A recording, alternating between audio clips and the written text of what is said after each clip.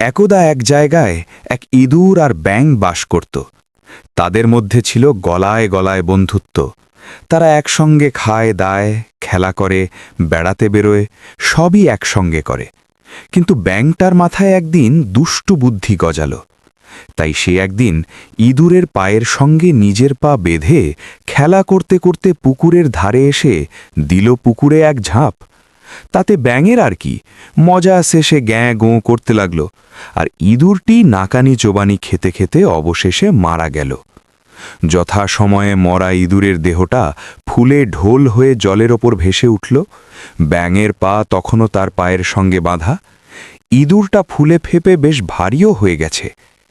একটা প্যাঁচা দূর থেকে জলের ওপর ওই ভেসে ওঠা ইঁদুরটা দেখে এক ছোঁ মেরে সেটা তুলে নিয়ে গেল, আর সেই সঙ্গে ব্যাঙকেও, কারণ ব্যাঙের পা তো ইঁদুরটার সঙ্গে বাঁধা ছিল।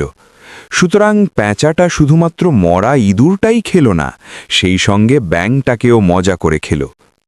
উপদেশ: কোনো কাজ করার আগে ভালো করে ভেবে নিতে হয়।